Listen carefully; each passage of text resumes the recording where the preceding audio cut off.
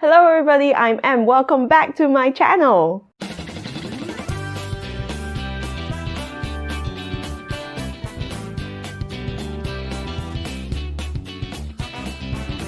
Alright, first off, hi, I'm so sorry. It's been such a long time. I have had the worst 2020. I'm sure all of you have been suffering through some degree of madness in these difficult and trying times, and wherever you are, I hope you are all staying safe and staying healthy, taking care of yourselves and the people around you. So let's get to it. I have a little confession to make, and you're all going to be very ashamed of me. 2020 has been so crazy and insane. I feel the need to preface this with the fact that a lot of us, myself included, have felt the need to shop as therapy.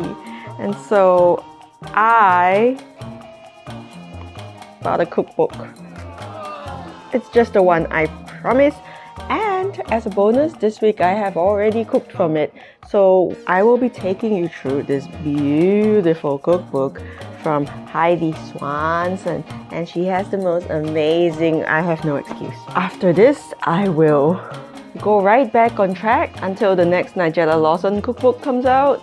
And okay, you know what? I don't think any of you were actually expecting me to, let's just get to the cooking, okay? Let's just get to the cooking. This cookbook, Near and Far by Heidi Swanson, caught my eye the other day, and it is aesthetics galore, like strawberry salad and, ricotta breakfast bowls. And all these things are like the exact sort of thing that I personally would love to eat. And not only that, this book is actually visually insanely beautiful, and I could not stop myself. I could not help myself. I decided that I would cook 3 things. So I made a red lentil hummus, a grated cucumber salad, and then I also made a couscous, a yellow couscous. And as many of you know, yellow is my favorite color, so I'm always very happy to eat my food when it's yellow or make my food yellow. So let's see how that's done.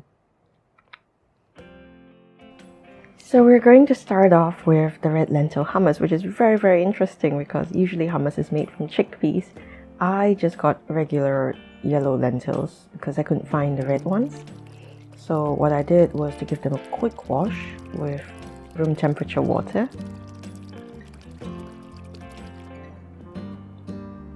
You don't want to soak them because they have a tendency to get mushy. I'm just eyeballing the water here, but I would say anything between 2 cups to slightly less would be enough to cook this amount of lentils, which is about 150 grams or so. So you're gonna bring them to a boil and then simmer them slowly for about 15 minutes, and then you'll get this, a nice little tender, mealy lentil.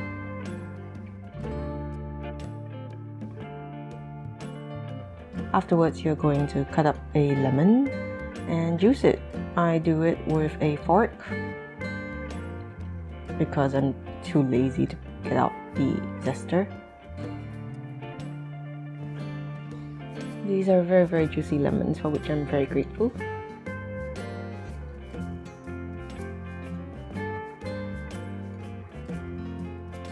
Once the lentils have cooled down a little, you're going to put them into a food processor. There's quite a bit of them.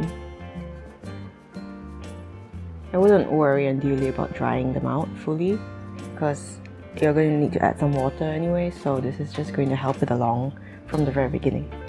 Give it a few quick pulses to begin with. And then after, you're going to add in all your lemon juice, 2 fat cloves of garlic, and about 2 tablespoonfuls of tahini.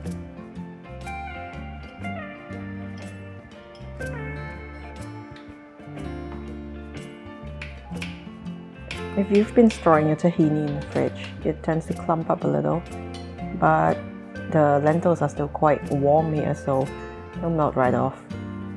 Salt as desired, and then continue to pulse.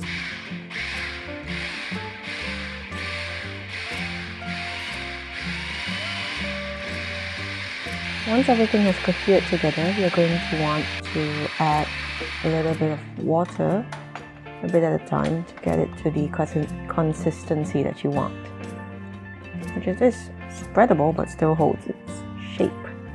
And I love doing this because I get to make patterns in the hummus, and you just know all those grooves are going to be great for catching up the olive oil that you're going to pour in after. Scatter over some black sesame seeds and chives, and then you're going to add a generous drizzle of extra virgin olive oil. And that's done. The cucumber salad is a little bit more finicky, but it's well worth the effort. So you're going to start off by pounding a large clove of garlic to a slightly mealy paste. And then you're going to add some salt. So this will flavor it as well as draw out some of the liquids inside the garlic so that it will become even more of a paste. And once you've ground that down, you're going to add maybe about 20 leaves of fresh oregano.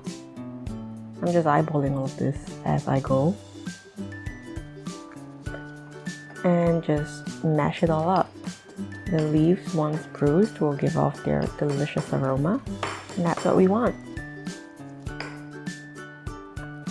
Now this here is where I made a very terrible mistake. I put in my slivered almonds without toasting them first. So I didn't exactly ruin the taste of this thing, but I did have to toast some extra almonds afterwards so that I could scatter it over the top to give it a bit of color, otherwise it would look a bit sickly.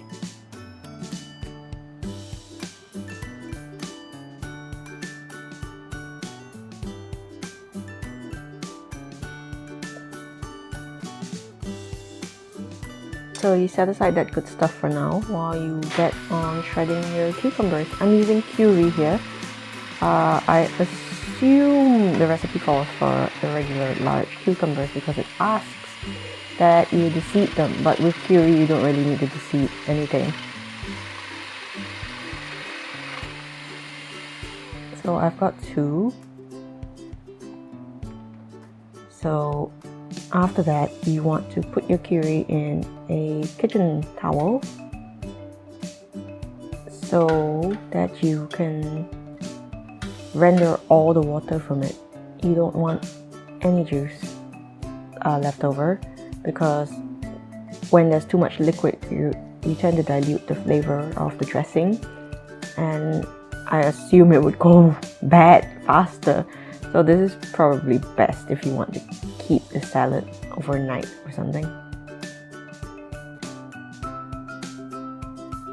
So you can be delicate and gentle with them now, because we don't really want to destroy our cucumber.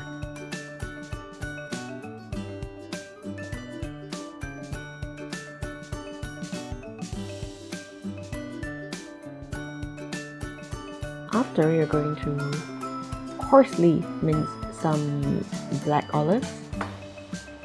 Transfer your cucumber into your serving dish and then scatter over the olives. After, you're going to make the dressing, which is basically lemon juice with some honey, and the recipe actually asks for pickled lemons, but I don't have any of that, so I added some white wine vinegar to give it that little acidic sting.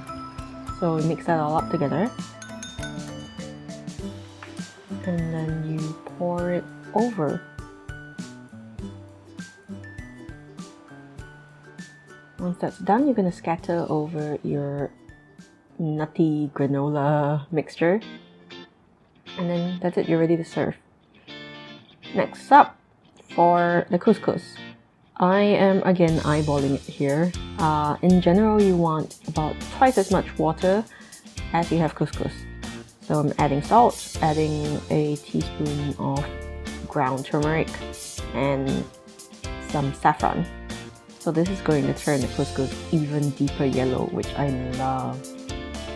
I'm using slightly less water than I would recommend here, and I actually did add some later because the raisins are going to absorb some of that water while it cooks, but I want to cover it with a wooden chopping board because that helps to absorb the excess water as the couscous cooks inside. So you're going to toast some almonds and then you're going to fluff up your couscous once it's done in about 10 minutes with a fork. So it doesn't stick together, it doesn't get claggy or anything, it's just gorgeous and yellow and fluffy.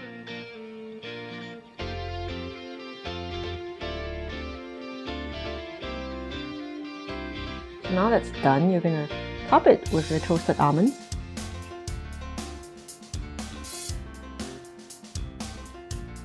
And then after, add some feta cheese. You could use goat's cheese as well. Very good. And then some dill. I inconveniently forgot to put in some spring onion, so please do add that as well. And then top up with a light drizzle of extra virgin olive oil and you're ready to serve.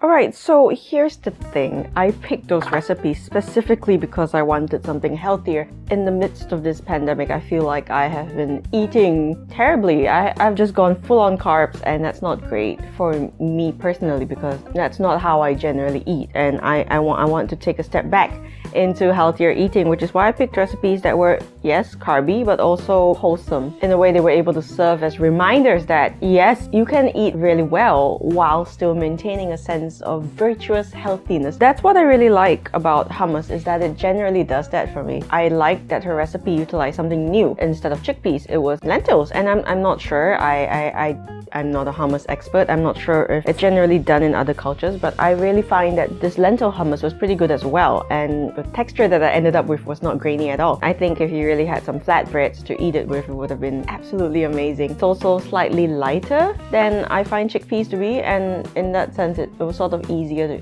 eat as well. It didn't make me feel heavy afterwards. The couscous was also great. I generally like couscous, but obviously I didn't follow her recipe for how to cook the couscous because I know Nigella Lawson used to do this where she would steam her couscous, but then like years after she discovered that the best way to do it is just pour hot water over it. I decided that yeah, I'm not gonna steam couscous. If I can just cook it this way. I'm not sure if steaming the couscous will give it a different dimension or anything, but ultimately I feel that cooking it this way by just pouring hot water over it, it works just as fine, if not better. Cook it however you wish. That's how I cook my couscous. In terms of the cucumber salad, I think I'm really having like a cucumber revival here, but I actually do think it was a really, really great salad. I would probably be making that a bit more in the future. I would suggest you actually read recipes through from like the beginning to the end because I sort of forgot to toast my almonds, and then the nutty rubble that you scatter on top at the end for me was like vampiric anemic pale. So for the picture I actually did toast some almonds and added it on top. So that's me for this book. I have now finished 7 books out of my 115, and I will likely try to get into the swing of making videos again. The truth is that I've been insanely busy for these past couple of months. I managed to lose 2 jobs during this pandemic, and then I started a 3rd one. So that's sort of occupying a lot of my time. But I do think it's important to do some of the things that I like, and this cooking, making videos happens to be something I like. So for all of you who have stuck with me throughout this time, thank you so much. You mean the world to me. That's all I've got for you for this episode. Thank you so much for watching. Please do subscribe, do share, do click that little bell button so you know exactly when I have a new video up. And until then, if you have something you would like for me to cook, the link to all my cookbooks is in the description below. So feel free to comment and let me know what you would like me to cook next. Until then, I'll see you all next time.